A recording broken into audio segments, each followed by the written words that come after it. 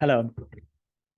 Today, I'm going to talk about reliability coefficients, specifically Cronbach's alpha and McDonald's omega. And we're going to calculate them in SPSS and in JASP. The data file I'm using is D1. To calculate reliability, you don't need the total score of the scale. You need the items, all the items of the scale. And here I chose this scale. It has 10 items, item 1, item 2, 3, to item 10. And I want to calculate reliability coefficients for this scale. Let's start with Cronbach's alpha. Analyze scale reliability analysis. Here you need to send the items, all of them, to the items box. And the default is Cronbach's alpha. But before hitting OK, I suggest you click on statistics and choose scale if item deleted. And don't forget to click continue and then hit OK. Okay, Cronbach's alpha for these 10 items is 0.84, which is a good one. Usually, if it's over 0.7, we say that it's acceptable or good. So this gives you the total Cronbach's alpha, but it doesn't tell you anything about the individual items. Which item is contributing more to a high reliability, which item even is bringing down reliability. This table tells you about your items. And specifically, two columns are very important here. Item total correlation. So this is the correlation, basically the correlation between item and the total score of the scale. And this one is alpha if item deleted. So we want this to be high. The correlation between each item and the total score, we want it to be high. And here I see that the highest is item 9.69. So this item is contributing more to reliability. And I see that item 8 has the lowest correlation. Still, this is good. 0.3 is a non-trivial positive correlation, so I don't see any problem here. We just know that item 9 is contributing to a higher reliability more than item 8.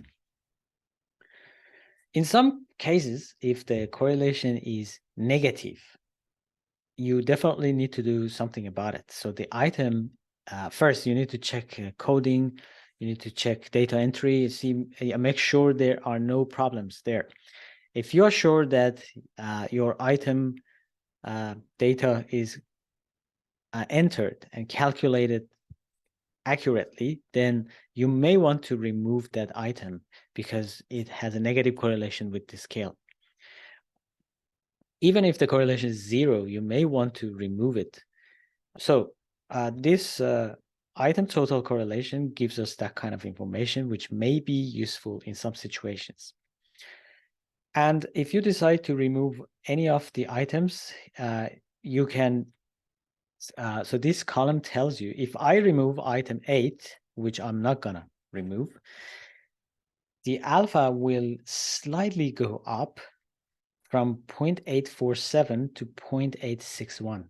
So this these two columns together give you very important information about your items. And sometimes they tell you that there's a problem with one or more of your items and you have to do something about it.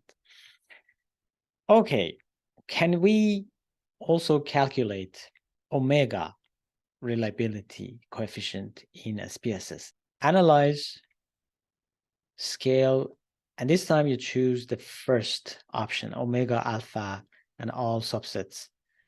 So if you click here you have the option of choosing omega as well. Also, alpha can be calculated here. So I send my items, 10 items, to this box, and then click OK.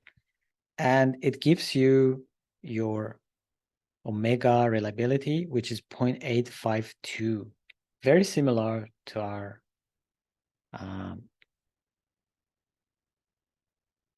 Chromebox Alpha, 0.847.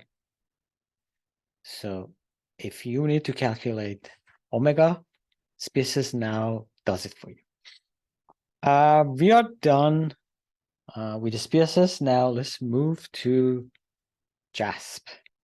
In JASP, you need to click on reliability and choose unidimensional reliability in the classical section and send your items to this box. Click on analysis, and as you can see, you can get McDonald's Omega, also Chromebox Alpha together. They appear here side by side. And also you can get Omega if item dropped, Alpha if item dropped, and item test correlation. So this is item test correlation, and also you can get these two.